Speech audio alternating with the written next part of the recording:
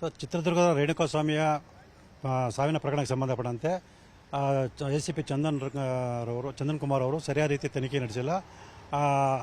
ಅಪರಾಧ ಕೃತ್ಯದಲ್ಲಿ ಸ್ವತಃ ಕಾಮಾಕ್ಷಿ ಪಾಳ್ಯದ ಉಪ ಪೊಲೀಸ್ ನಿರೀಕ್ಷಕ ವಿನಯ್ ಮತ್ತು ಪೊಲೀಸ್ ನಿರೀಕ್ಷಕ ಗಿರೀಶ್ ನಾಯಕರು ಕೂಡ ಭಾಗಿಯಾಗಿದ್ದಾರೆ. ಅವ್ರನ್ನೂ ಕೂಡ ಆರೋಪಿಯನ್ನಾಗಬೇಕು ಮಾಡಬೇಕಾಗಿತ್ತು. ಆದರೆ ಅವರನ್ನ ರಕ್ಷಣೆ ಮಾಡುವ ದುರುದ್ದೇಶದಿಂದ ಹಲವಾರು ನೈಜ ಸಾಕ್ಷ್ಯಗಳನ್ನು ನಾಶಪಡಿಸಿ ಸುಳ್ಳು ಸಾಕ್ಷ್ಯಗಳನ್ನು ಸೃಷ್ಟಿಪಡಿಸಿ ಸುಳ್ಳು ದೋಷಾರೋಪಣಾ ಪತ್ರ ಸಲ್ಲಿಸಿದ್ದಾರೆ. ಹಾಗಾಗಿ ಇದರ ಬಗ್ಗೆ ಒಂದು ವಿಚಾರಣೆ ಮಾಡಿ ಮುಂದುವರೆದ ತನಿಖೆಯನ್ನು ನಡೆಸಬೇಕು ಅಂತೇಳಿ ನಾನು 18/9/2024ರಂದು DGP ಮತ್ತು ಪೊಲೀಸ್ ಬೆಂಗಳೂರು ನಗರದ ಪೊಲೀಸ್ ಆಯುಕ್ತರಿಗೆ ಒಂದು ಮನವಿ ಪತ್ರವನ್ನು ಕೊಟ್ಟಿದ್ದೆ. ಸೊ ನಾನು ACP ವಿರುದ್ಧ ದೂರ ಅರ್ಜಿ ಕೊಟ್ಟಿದ್ದರೆ ಅದಕ್ಕೆ ಸಮಾನಾಂತರ ಅಧಿಕಾರಿಯಾದ ಬ್ಯಾಟರಾಯನಪುರದ ACP ಅವರು ಒಂದು ವಿಚಾರಣೆ ನಡೆಸಿ ನನಗೆ ನೀವು ಹಿಂಬಾರನ್ನು ಕೊಟ್ಟಿದ್ದಾರೆ. ನನ್ನ ಅರ್ಜಿ ಸುಳ್ಳು ಅಥವಾ ಸತ್ಯ ಅಂತ ಏನೂ ಕೂಡ ಸ್ಪಷ್ಟವಾಗಿ ತಿಳಿಸಿದೆ. ಸೊ ನೀವು ನ್ಯಾಯಾಲಯದೊಳಗೆ ಬಗೆಹರಿಸ್ಕೊಳ್ಳಿ ಅಂತೇಳಿ.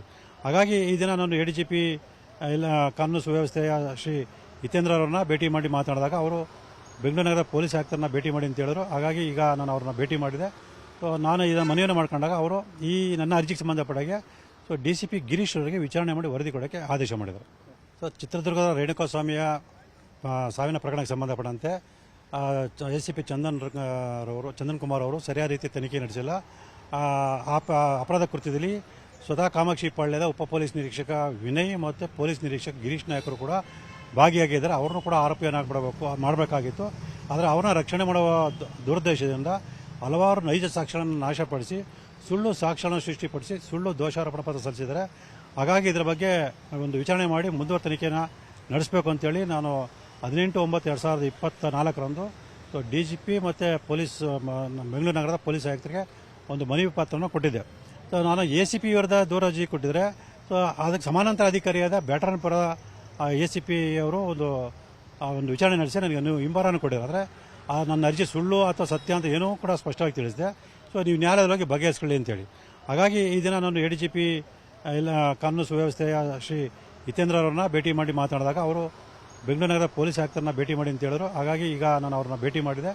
ಸೊ ನಾನು ಇದನ್ನು ಮನವಿಯನ್ನು ಮಾಡ್ಕೊಂಡಾಗ ಅವರು ಈ ನನ್ನ ಅರ್ಜಿಗೆ ಸಂಬಂಧಪಟ್ಟಾಗೆ DCP ಗಿರೀಶ್ ಅವರಿಗೆ ವಿಚಾರಣೆ ಮಾಡಿ ವರದಿ ಕೊಡೋಕ್ಕೆ ಆದೇಶ ಮಾಡಿದರು. ಸೊ ಚಿತ್ರದುರ್ಗದ ರೇಣುಕಾಸ್ವಾಮಿಯ ಸಾವಿನ ಪ್ರಕರಣಕ್ಕೆ ಸಂಬಂಧಪಟ್ಟಂತೆ ACP ಚಂದನ್ ಕುಮಾರ್ ಅವರು ಸರಿಯಾದ ರೀತಿ ತನಿಖೆ ನಡೆಸಿಲ್ಲ. ಅಪರಾಧ ಕೃತ್ಯದಲ್ಲಿ ಸ್ವತಃ ಕಾಮಾಕ್ಷಿ ಪಾಳ್ಯದ ಉಪ ಪೊಲೀಸ್ ನಿರೀಕ್ಷಕ ವಿನಯ್ ಮತ್ತು ಪೊಲೀಸ್ ನಿರೀಕ್ಷಕ ಗಿರೀಶ್ ನಾಯಕರು ಕೂಡ ಭಾಗಿಯಾಗಿದ್ದಾರೆ. ಅವ್ರನ್ನೂ ಕೂಡ ಮಾಡಬೇಕಾಗಿತ್ತು. ಆದರೆ ಅವ್ರನ್ನ ರಕ್ಷಣೆ ಮಾಡುವ ದುರುದ್ದೇಶದಿಂದ ಹಲವಾರು ನೈಜ ಸಾಕ್ಷ್ಯಗಳನ್ನು ನಾಶಪಡಿಸಿ ಸುಳ್ಳು ಸಾಕ್ಷ್ಯಗಳನ್ನು ಸೃಷ್ಟಿಪಡಿಸಿ ಸುಳ್ಳು ದೋಷಾರೋಪಣಾ ಪತ್ರ ಸಲ್ಲಿಸಿದ್ದಾರೆ. ಹಾಗಾಗಿ ಇದರ ಬಗ್ಗೆ ಒಂದು ವಿಚಾರಣೆ ಮಾಡಿ ಮುಂದುವರೆದ ತನಿಖೆಯನ್ನು ನಡೆಸಬೇಕು ಅಂತೇಳಿ ನಾನು 18/9/2024ರಂದು DGP ಮತ್ತು ಪೊಲೀಸ್ ಬೆಂಗಳೂರು ನಗರದ ಪೊಲೀಸ್ ಆಯುಕ್ತರಿಗೆ ಒಂದು ಮನವಿ ಪತ್ರವನ್ನು ಕೊಟ್ಟಿದ್ದೆ. ಸೊ ನಾನು ACP ವಿರುದ್ಧ ದೂರ ಅರ್ಜಿ ಕೊಟ್ಟಿದ್ದರೆ ಅದಕ್ಕೆ ಸಮಾನಾಂತರ ಅಧಿಕಾರಿಯಾದ ಬ್ಯಾಟರಾಯನಪುರದ ACP ಅವರು ಒಂದು ವಿಚಾರಣೆ ನಡೆಸಿ ನನಗೆ ನೀವು ಹಿಂಬಾರನ್ನು ಕೊಟ್ಟಿದ್ದಾರೆ. ನನ್ನ ಅರ್ಜಿ ಸುಳ್ಳು ಅಥವಾ ಸತ್ಯ ಅಂತ ಏನೂ ಕೂಡ ಸ್ಪಷ್ಟವಾಗಿ ತಿಳಿಸಿದೆ. ಸೊ ನೀವು ನ್ಯಾಯಾಲಯದೊಳಗೆ ಬಗೆಹರಿಸ್ಕೊಳ್ಳಿ ಅಂತೇಳಿ. ಹಾಗಾಗಿ ಈ ದಿನ ನಾನು ADGP ಇಲ್ಲ ಕಾನೂನು ಸುವ್ಯವಸ್ಥೆಯ ಶ್ರೀ ಹಿತೇಂದ್ರ ಅವರನ್ನ ಭೇಟಿ ಮಾಡಿ ಮಾತನಾಡಿದಾಗ ಅವರು ಬೆಂಗಳೂರು ನಗರ ಪೊಲೀಸ್ ಆಯುಕ್ತರನ್ನ ಭೇಟಿ ಮಾಡಿ ಅಂತ ಹೇಳಿದ್ರು. ಹಾಗಾಗಿ ಈಗ ನಾನು ಅವ್ರನ್ನ ಭೇಟಿ ಮಾಡಿದೆ. ಸೊ ನಾನು ಇದನ್ನು ಮನವಿಯನ್ನು ಮಾಡ್ಕೊಂಡಾಗ ಅವರು ಈ ನನ್ನ ಅರ್ಜಿಗೆ ಸಂಬಂಧಪಟ್ಟಾಗೆ DCP ಗಿರೀಶ್ ಅವರಿಗೆ ವಿಚಾರಣೆ ಮಾಡಿ ವರದಿ ಕೊಡೋಕ್ಕೆ ಆದೇಶ ಮಾಡಿದರು.